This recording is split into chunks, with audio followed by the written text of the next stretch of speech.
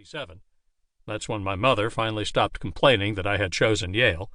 Professor Henry Hart gave me an original copy of the complete transcript of the Sacco-Vanzetti trial that had been owned by Felix Frankfurter, who had been one of the lawyers in the case, and had been given to him by Frankfurter when Hart became a professor. These volumes are part of a large collection of historic trial transcripts, many from England, that I have accumulated over the years. I also collected old newspapers with contemporaneous accounts of significant historical events, such as the assassination of Lincoln, the death of Hitler, the establishment of Israel, and the duel between Alexander Hamilton and Aaron Burr. It was fascinating to read how these events were reported at the time.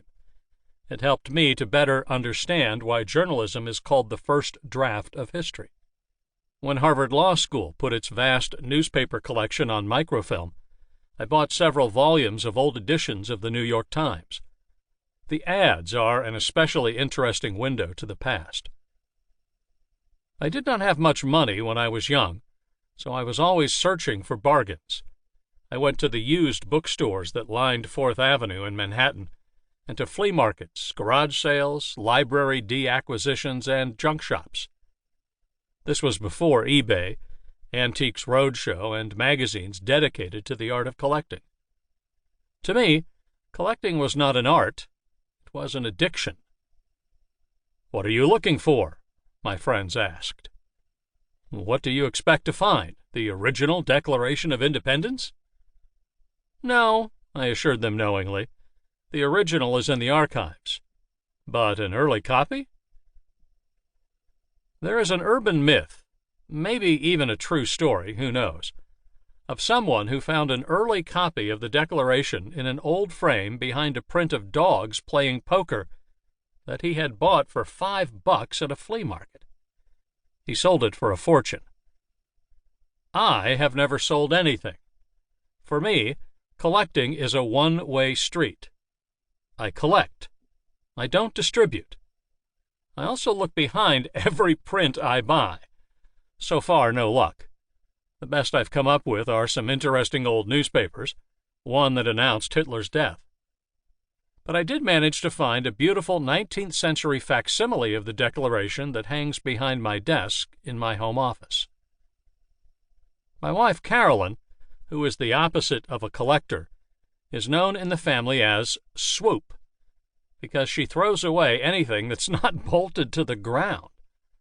Opposites do attract.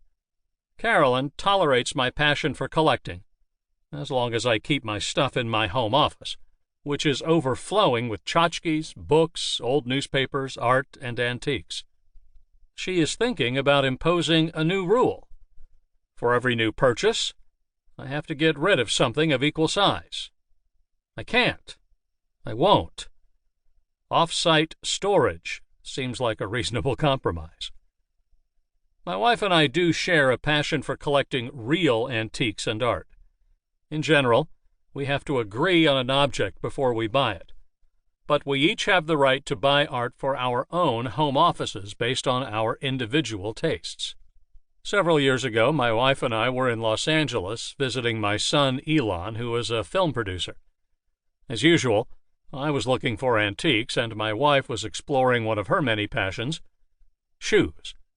I walked down Melrose Avenue and saw a store with old amusement park gizmos on the sidewalk. We have an old Coney Island bumper car in our living room. When I went in, my eyes were drawn immediately to the rear third of an old Cadillac from the late 50s. You know, the ones with the enormous fins and shiny chrome. Some enterprising artist had turned it into a couch, with the trunk as the seating area. It was beautiful.